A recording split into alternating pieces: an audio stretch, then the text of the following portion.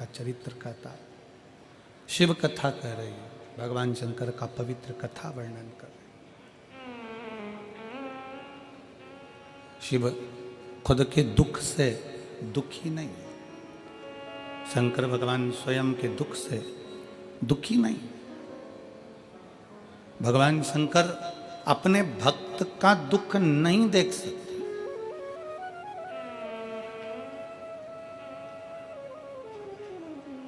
आप जब एक लोटा जल लेकर भगवान शंकर के मंदिर में जब जाते हो ना, शिव जी को जल चढ़ाने के लिए जब पहुंचते हो, शंकर भगवान को जब जल चढ़ाने के लिए आप पहुंचते हो, शिव को जल चढ़ाने के लिए जब आप जाते हो, आपका हाथ आपके घर का जल और आपका कलश लोटा, जिसको आप भगवान शंकर के पास लेकर गए, जिसको आप भगवान शंकर के पास लेकर गए, जिसको आप शिव जी के नजदीक लेकर गए, एक तो गए हो आप स्वयं, दूसरा गया आपके रसोई घर में जो हंडा भरा था, मटका भरा था, पानी रखा था, उसमें से एक लोटा जल भर कर गया। तीसरा एक तांबे का लोटा, आपके घर का एक पात्र शिव जी के दरवाजे पर गया।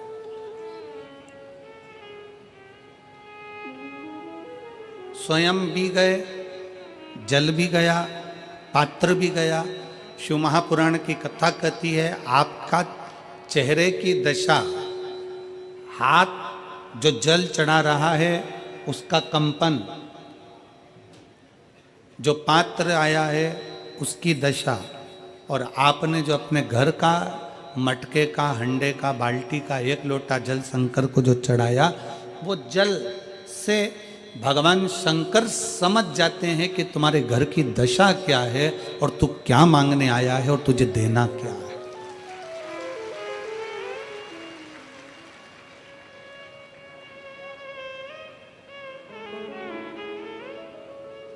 सब पानी का स्वाद अपना अपना है। हेडपंप का पानी, हापसी का पानी, बोर का पानी, उसका स्वाद अलग है।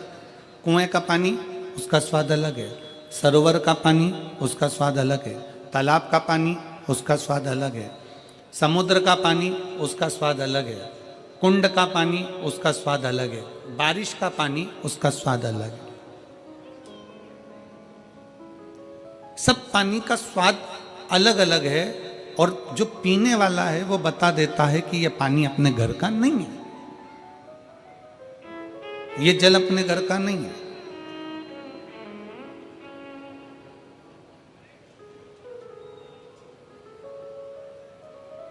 नयन का जल भी बता देता है कि ये दुख का जल है कि खुशी का जल है।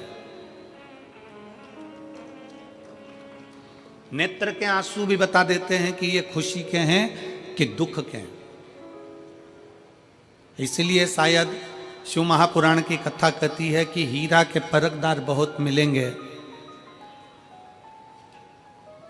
शिव महापुराण की कथा कहती है कि हीरा के परखदार बहुत मिलेंगे, हीरा को समझने वाले बहुत मिलेंगे, हीरा को पहचानने वाले बहुत मिलेंगे, हीरा के परखैया बहुत मिलेंगे। पर शिव महापुराण की कथा कहती है कि किसी की पीड़ा के समझने वाले बहुत कम मिलेंगे, बहुत कम। हीरा का परखैया मिल सकता है पर पीड़ा का परखैया नहीं मिलेगा। हीरा को समझने वाला मिल सकता है पर पीड़ा को समझने वाला नहीं मिलेगा। हीरा को जानने वाला मिल सकता है पर पीड़ा को जानने वाला नहीं मिलेगा। शिव महापुराण की कथा कहती है कि खुशी के आंसू और दुख के आंसू दोनों में अंतर होता है। खुशी के आंसू जो होते हैं वो ठंडे होते हैं, और दुख का जो आंसू होता है वो गर्म होता है, उसमें भी पीड़ा होती है, उसमें भी पीड़ा होती है।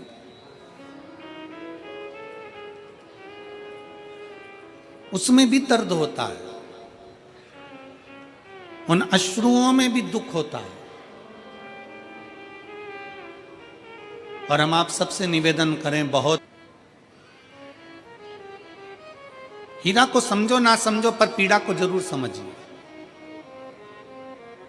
किसी के दर्द को जरूर समझिए, किसी के दुख को जरूर समझिए, किसी की तकलीफों को जरूर समझिए।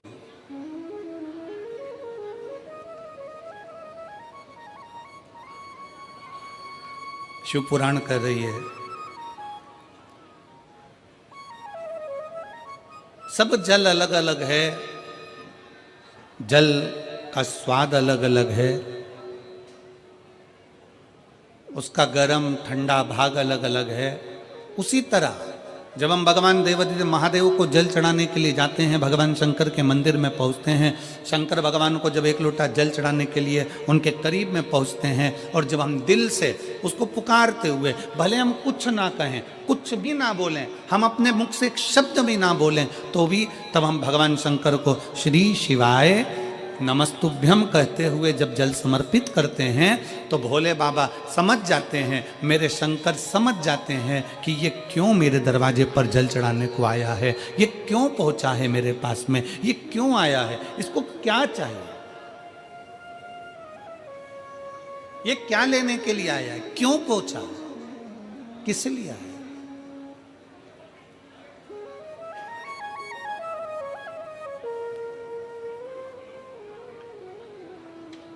शंकर उस दशा को जान जाते हैं कि इसको क्या चाहिए, क्या लेने के लिए आया।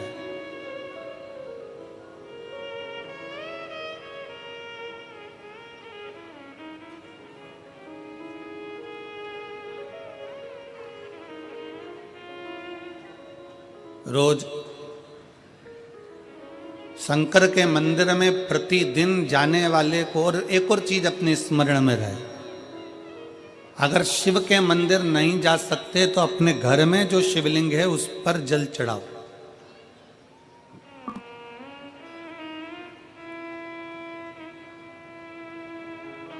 और यदि आप अपने शंकर के घर में शिवलिंग पर भी जल नहीं चढ़ा पा रहे हो तो किसी बेलपत्री का वृक्ष हो, उस वृक्ष के नीचे भी जल चढ़ाओ। और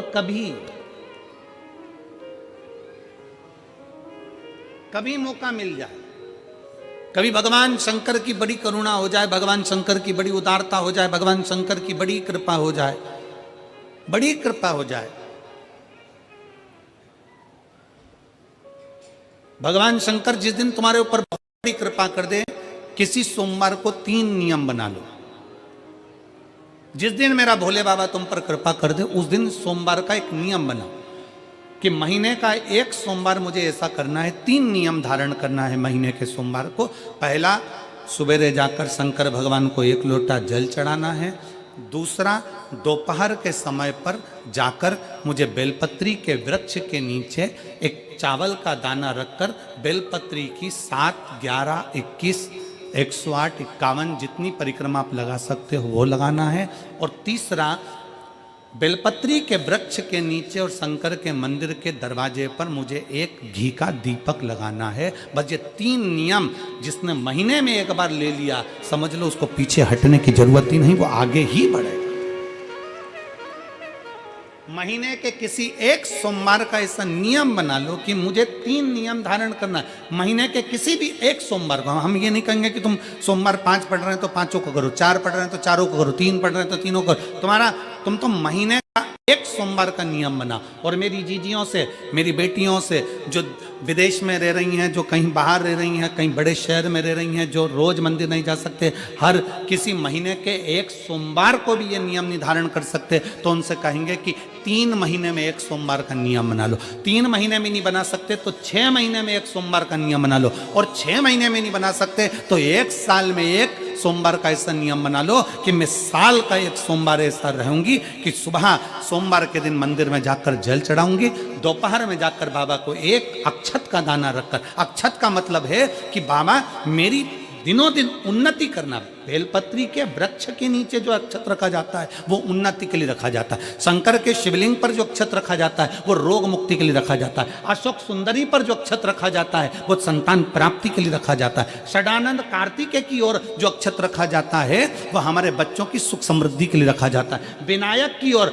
गणेश जी की ओर जो अक्षत रखा जाता है वो हमारे घर में कोई मंगल कार्य आ जाए उसके लिए रखा जाता है। और जो पीठिका होती है जिस पे शिवलिंग रखा होता है, पार्वती जी का हस्तकमल, उस पर अक्षत रखा जाता है तो नारी के अखंड सौभाग्य के लिए रखा जाता है। अक्षत रखने का भी तरीका है। एक चावल का दाना कहाँ रखा जाता है, क्यों रखा जाता है, कैसे रखा। अब कई लोग कहते हैं गुरुजी ये शिव महापुराण में आप ये नियम बताते हो, तरीका बताते हो। हम तो उनसे कहेंगे डॉक्टर के पास जाओगे तो डॉक्टर भी गोली लिखकर ये नहीं कह देगा कि ये सारी गोली एक साथ खा जा। डॉक्टर भी कहेगा ये गोली सुबह खाना है, ये गोली शाम को खाना है, ये गोली दोपहर में खाना, ये गोली भूखे रहकर खाना। बोलो सही है कि गलत है। ये रात्रि को खाना खाने के बाद खा लेना, ये खाना खाने के पहले, ये नाश्ते के पहले। और सुनो ये दवाई, ये वाली पीछे वाली जो दवाई लो ना इसको दूध से लेना, ये वाली जो दवाई लो ना इसको पानी से लेना। और सुनो ये डब्बी है इसको पानी में मिलाकर फिर पीना। दवाई लेने का भी तरीका है, उसी तरह शिव महापुराण में एक एक अक्षत का भी तरीका है और एक एक बेलपत्री का भी तरीका है। अब मान लो कई लोग कहते हैं गुरुजी आप ये तरीका बताते हो शिव पुराण के माध्यम से, कई लोगों के मन में संशय जागता है। तो अगर हम एक साथ चावल चढ़ा दे तो उसका क्या तरीका है। तो हमारा निवेदन है डॉक्टर जो दवाई ले एक ही बार में निपटा जाए, एक ही बार में खा ले। दवाई एक बार में पूरी खा गए असर नहीं करेगी, इसमें डॉक्टर का कोई दोष नहीं है। उसने तो बताया था ऐसे लेना ऐसे लेना। और तुमने मैं डॉक्टर साहब ने पूछा दवाई पूरी ली, शाम की दवाई भूल गई थी, सवेरे की दवाई भूल गई थी, ये दवाई भूल गई थी। डॉक्टर कहेगा हमने तो नियम बताया था, तुमने नहीं खाई तो असर कहाँ से करेगी। तुम असर कब करती है जब हम पूजन के तरीके को जान जाएं, जब हम अर्चना के तरीके को जाएं।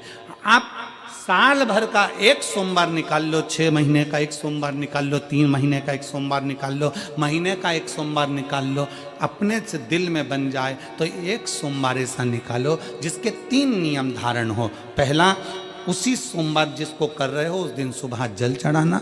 दूसरे, दोपहर के समय पर जाकर बेलपत्री के वृक्ष के नीचे एक चावल का दाना रखना। और परिक्रमा बेलपत्र की जितनी तुमसे बन जाए, जितनी तुम्हारे शरीर की कैपेसिटी हो, जितना तुम्हारा शरीर चलते बन जाए। हम तो ये भी नहीं कहते कि तुम भूखे रहकर भगवान का भजन करो, हम कभी नहीं कहते। हम तो यहां तक कहते हैं, हमारे पुष्टि मार्ग में यहां तक कहा गया कि वल्लभ कुल की एकादशी करो, भले बकरी जैसे चरो पर एकादशी करो। हम तो यहाँ तक कहते हैं कि बहुत समय से कल मेरी एकादशी है, एकादशी है, एकादशी है, एकादशी है, पूरे घर को हिलाकर रख दिया एकादशी है, एकादशी, एकादशी है। बहू टेंशन में, बेटा डिप्रेशन में, पति पपीता ला ला के, सेव फल ला ला के, मूंगफली का दाना ला ला के, काजू कतली ला ला के, सेव फल ला ला के, और सारा सामान साबूदाना और खिचड़ी और ना चिप्स ना जाने क्या क्या ला ला के, बेचारा पति एकादशी आती है वो नौमी से चिंता में पड़ जाता है।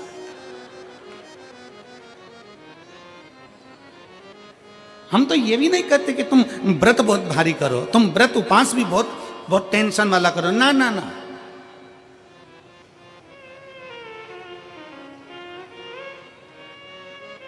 अपने को व्रत उपास भी इतना बहुत बहुत भूखे रह रहे हो, बहुत प्यासे रह रहे हो, और मालूम पड़े कि भगवान हमें मिलेगा, भगवान हमें मिलेगा। भगवान कहता है कि देख भाई, मैं भी भूखा नहीं रहता, तू भी भूखा मत रहे, मैं भी चकाचक रहता हूँ, तू भी चकाचक रहे, मैं भी अपने। और भगवान शंकर तो ये भी कहते हैं कि अपना परिवार भी मत छोड़ो। मेरे पास में पार्वती भी, एक ही देवता है जो विद फैमिली मंदिर में बैठता है। शंकर जी हैं तो पार्वती जी है, तो गणेश जी हैं, तो कार्तिकेय जी हैं, तो नंदी है, सब मंदिर के अंदर चाहिए। शंकर भगवान अपने पूरे परिवार के साथ। शंकर जी तो ये कहते हैं अकेले तुम क्यों रहते हो,